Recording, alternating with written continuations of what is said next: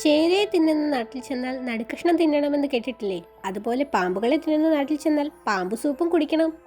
Snake soup ഹോങ്കോങ്ങിലെ traditional winter ഫുഡാണിത്. ശരീരത്തിലെ ചൂട് ബാലൻസ് ചെയ്യാൻ ഇത് സഹായിക്കും എന്നാണ് അവിടെയുള്ളവർ വിശ്വസിക്കുന്നത്. എന്നാൽ കാട്ടിലെ പാമ്പിനെ പിടിച്ചൊന്നും അല്ല കേട്ടോ ഇത് ഉണ്ടാക്കുന്നത്. അവിടെ തന്നെ ലൈസൻസ്ഡ് ആയിട്ടുള്ള ഫാമുകൾ പാമ്പുകളെ കൃഷി ചെയ്താണ് ഇവ ഉണ്ടാക്കുന്നത്. ദക്ഷിണ കൊറിയയിലെ പ്രശസ്തമായ ഒരു സീ ഫുഡ് വിഭവമാണ് സെന്നക്ജി. ഇത് ഫ്രഷ്ലി കട്ട് ചെയ്ത ചെറിയ ഒക്ടോപസ് ആണ്. മുറിച്ച ശേഷവും ഇവയുടെ ശരീരത്തിലെ ഇലക്ട്രിക് സിഗ്നലുകൾ മൂലം ടെൻഡക്കിളുകൾ ചലിക്കാറുണ്ട്. ഇത് ഒരു ഫ്രഷ്നെസ് അടയാളമായാണ് കൊറിയക്കാർ കരുതുന്നത്. സാധാരണയായി സെസമി ഓയിൽ ചേർത്താണ് ഈ വിഭവം കഴിക്കാറ്.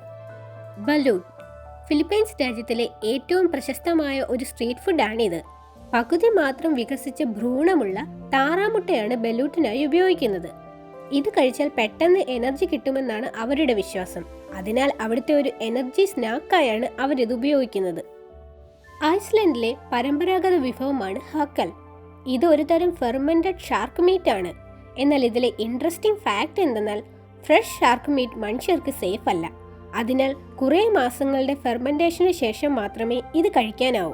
ഈ രീതി വൈക്കിങ്സിന്റെ കാലം മുതൽ പിന്തുടരുന്നതാണെന്ന് പറയപ്പെടുന്നു. റോക്കി മൗണ്ടൻ ഓയിസ്റ്റേഴ്സ് പേര് കേട്ടാൽ ഇതൊരു സീ ഫുഡ് ആണെന്ന് തോന്നും. പക്ഷേ ഈ അമേരിക്കൻ വിഭവം കാളയുടെ ടെസ്റ്റിക്കിൾ എന്ന അവയവം കൊണ്ടാണ് ഉണ്ടാക്കുന്നത്. ഇൻട്രസ്റ്റിംഗ് ഫാക്ട് എന്തെന്നാൽ അമേരിക്കൻ കൗബോയ്മാരുടെ സർവൈവൽ ഫുഡായിരുന്നു ഇത്.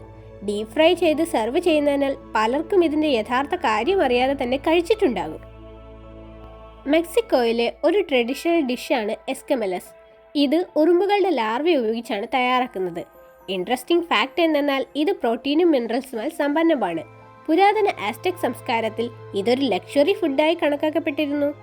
ഇറ്റലിയിലെ അപൂർവമായ ഒരു ചീസാണ് കസുമാർസു.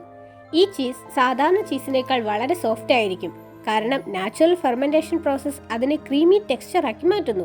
ലോകത്തിലെ ഏറ്റവും യുണീക്ക് ചീസ് ലിസ്റ്റിൽ ഇത് ഇടം പിടിച്ചിട്ടുണ്ട്.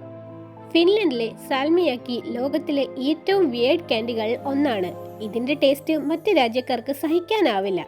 പക്ഷെ ഫിൻലൻഡുകാർ ഇത് ഐസ്ക്രീം മുതൽ വോഡ്ക വരെ ഉണ്ടാക്കാൻ ഉപയോഗിക്കാറുണ്ട്. നമ്മുടെ ഇന്ത്യയിലും ഇതുപോലൊരു വിചിത്ര ആഹാരമുണ്ട്. ജദോ എന്നാണ് അതിന്റെ പേര്.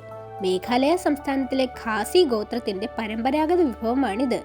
പ്രധാനമായും അരിയും പന്നിയിറച്ചിയും ചേർത്ത് ഒരേ പാത്രത്തിൽ പാചകം ചെയ്യുന്ന ഈ ഡിഷ് ഖാസി സമൂഹത്തിന്റെ സംസ്കാരത്തിന്റെ ഭാഗമാണ്. ഇൻട്രസ്റ്റിംഗ് ഫാക്ട് എന്തെന്നാൽ ജദോ ചില പരമ്പരാഗത വകഭേദങ്ങൾ പന്നിയുടെ രക്തം ചേർക്കുന്നു. അരിക്ക് കറുത്ത നിറവും സമൃദ്ധമായ രുചിയും നൽകാനാണ് ഇങ്ങനെ ചെയ്യുന്നത്. വിവാഹങ്ങൾ, ഉത്സവങ്ങൾ, കമ്മ്യൂണിറ്റി ഗ്യാതറിംഗ്സ് എന്നിവയിൽ ജദോ സാധാരണയായി തയ്യാറാക്കപ്പെടുന്നു. കൂടാതെ ജനറേഷൻ കൊണ്ട് കൈമാറിയ റെസിപ്പി ആയതിനാൽ ഖാസി ജനതയ്ക്ക് ഇതൊരു ഐഡന്റിറ്റി ഫുഡ് തന്നെയാണ്.